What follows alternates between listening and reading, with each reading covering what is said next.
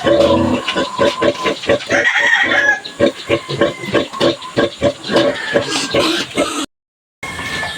what's up mga boss? Kumusta? Medyo matagal-tagal tayong hindi nakapag-upload sa ating YouTube channel mga boss.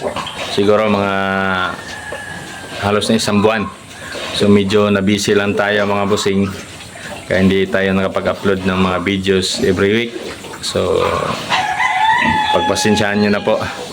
So meron na ako ipapakita sa inyo mga boss.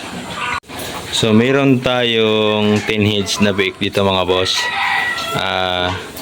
Ikatatlong araw na nila ngayon. Ayan. So ngayon lang kaka-inject lang natin ng iron sa kanila, vitamins. Ayan, tulog na tulog silang lahat. So ito pala yung ating inahin mga boss. Ikadalawang beses na kapanganak niya nito. Ayan, ikadalawa na tong panganak. Ayan. So halos lahat mga busing walang walang balahibo. Lahat sila talaga oh. Ayan. Walang balahibo talaga. Ayan, nilagyan ko ng dito.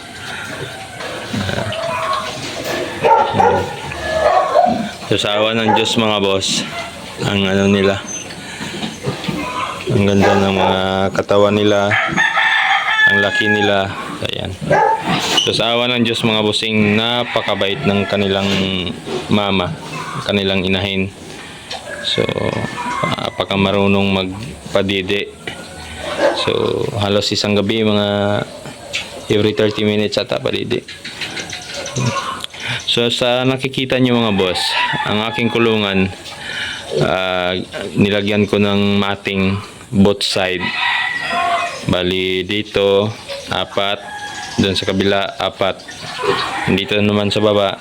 Tapos pinalagyan ko ng simento flooring dito sa gitna para hindi masyadong masugatan yung mga nila, tuhod nila. Kawawa nung nakaraan, hindi ko nalagyan. So ayun, napag-isipan ko mga boss, ganito na lang. Kasi yun ang ginawa ko dito sa hinabol ko na kulungan, nilagyan ko ng mating. So sa awa ng Diyos, ang ganda ng resulta ng mga biik. Hindi masyadong nagsugat-sugat yung mga tuhod nila. So ito, nakikita nyo mga boss,